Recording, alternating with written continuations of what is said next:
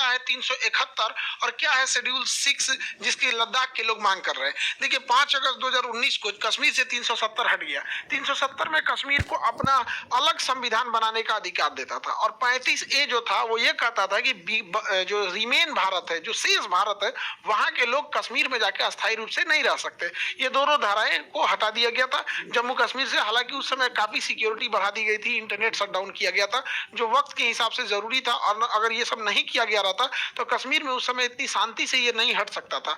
अब जब हटाने के बाद हुआ क्या कि जम्मू कश्मीर का ये एरिया तो जम्मू कश्मीर हो गया और ये पूरा का पूरा एरिया यूनियन टेरिटरी, दोनों यूनियन टेरिटरी हो गए लद्दाख में।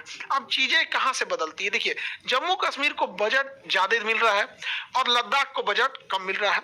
इसके अलावा जम्मू कश्मीर में जो भी जॉब है, जम्मू कश्मीर में जॉब ज्यादा है, इंस्टीट्यूशन ज्यादा है, मेडिकल स्कूल ज्यादा है, इंजीनियरिंग कॉलेज ज्यादा है। लद्दाख में ये सब की मात्रा एकदम ही कम है।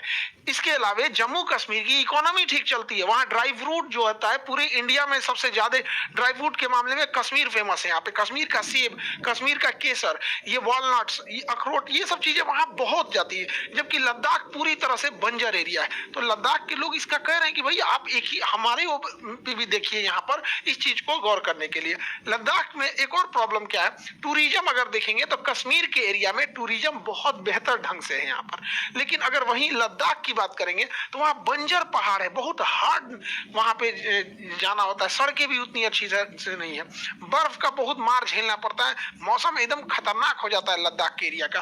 तो लद्दाख के लोगों को लग रहा है कि भाई 370 हटने के बाद हमें क्या मिला, मतलब वहां पे तो एक हो गया कि चलिए उन्हें बजट मिल रहा है, इसके अलावा और भी अगर देखेंगे तो जम्मू कश्मीर में इधर के दिनों में देखेंगे कि गवर्नमेंट बहुत तेजी से इंफ्रास्ट्रक्चर बिल्ड कर रही है।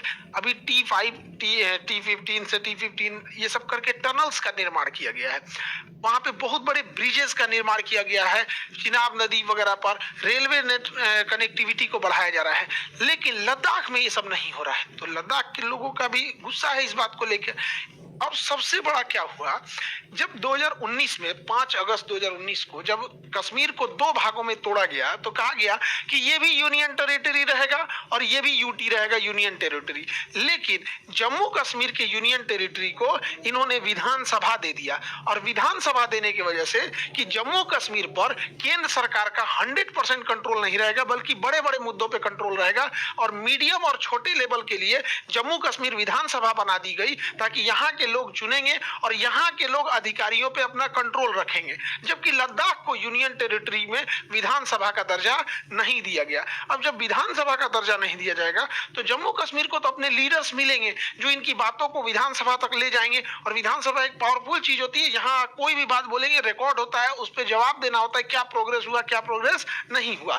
जबकि अगर आप लद्दाख को देखिएगा तो यहाँ यूनियन टेरिटरी नहीं है, तो वहाँ ब्यूरोक्रेसी आ जाएगी। अब ब्यूरोक्रेसी में अधिकारियों का शासन होता है, वो किसी के प्रति जवाबदेह नहीं होते हैं, जनता के प्रति तो जवाबदेह बिल्कुल नहीं होते हैं। आपको याद होगा दिल्ली के त्यागराज स्टेडियम में एक IAS अधिकारी को अपना कुत्ता टहलाना था, तो जितने एथलीट प्रैक्टिस कर रहे थे सबको स्टेडियम से खाली करा देते थे। तो ये तो होती है ब्यूरोक्रेसी, तो ब्यूरोक्रेसी में चला गया है ये लद्दाख। लद्दाख क्या हो जाएगा, एकदम डिक्टेटरशिप टाइप का हो जाएगा यहाँ पे। तो यहाँ के लोगों का कहना है कि क्या हो रहा है।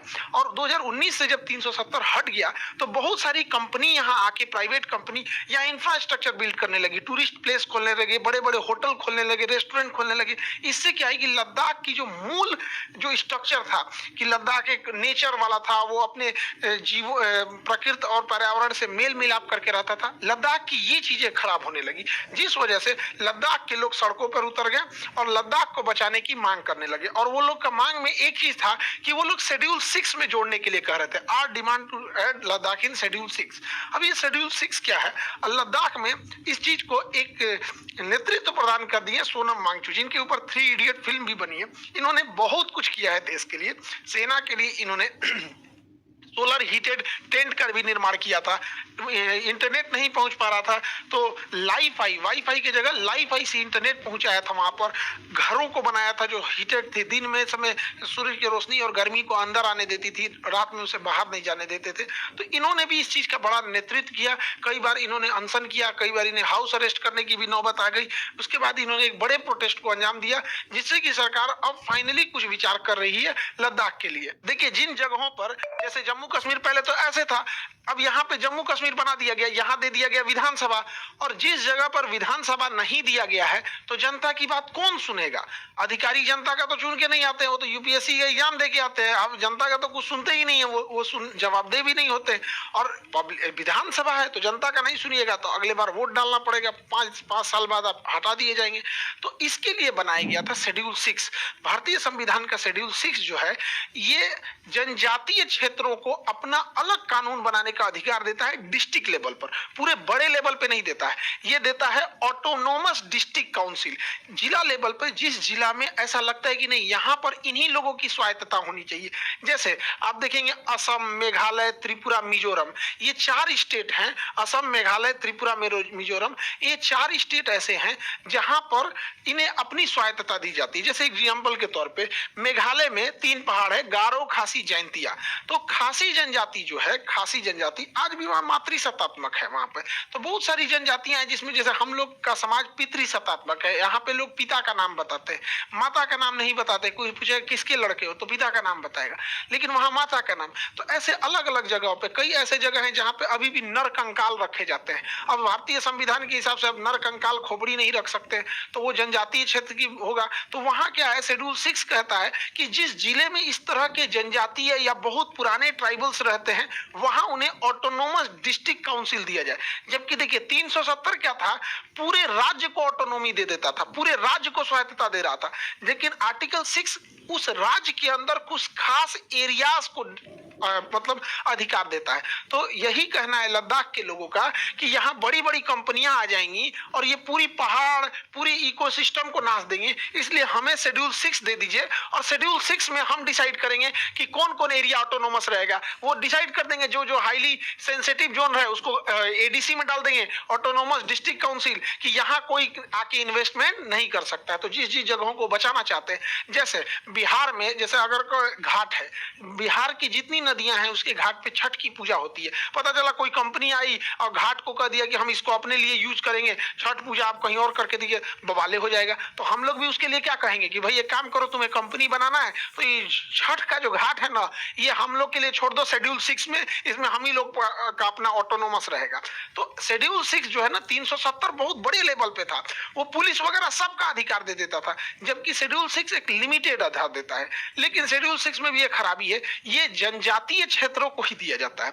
अब लद्दाख में क्या है कि कुछ एरिया में तो ट्राइबल्स रहते हैं, जनजातीय क्षेत्र है कुछ एरिया में, लेकिन कुछ ऐसे एरिया हैं जहां जनजातीय समस्या ना होके समस्या ये है कि इकोलॉजी और पर्यावरण को बचा के रखना है। तो हम लोग के लिए समस्या है कि शेड्यूल 6 ज्यादातर जनजातियों को कवर करता है, लेकिन लद्दाख में पर्यावरण को बचाना है। वरना अगर पर्यावरण को छोड़ देंगे तो जोशीमठ में क्या हुआ, उत्तराखंड में तबाही क्या हुआ, ऐसे ही लद्दाख में हो जाएगा। आज तक लद्दाख में इस तरह से तबाही नहीं देखने को मिले, क्योंकि वो नेचर के साथ खिलवाड़ नहीं करते हैं। तो शेड्यूल 6 के अलावे भी एक रास्ता है, आर्टिकल 371। देखिए 370 तो जम्मू कश्मीर में पूरी तरह स्वतंत्रता देता था, जबकि 371 कहता है कि किसी भी स्टेट के अंदर अगर आप किसी एरिया को स्पेशली प्रोटेक्ट करना चाहते हैं, वहीं के लोग वहां का कानून बना सके, वहां के लिए स्पेशल कानून बनाना चाहते हैं, तो 371 के तहत ए बी सी डी ऐसे करके आप जोड़ सकते हैं। बट ये 370 की तरफ पूरे स्टेट को आपके अंडर नहीं कर देगा।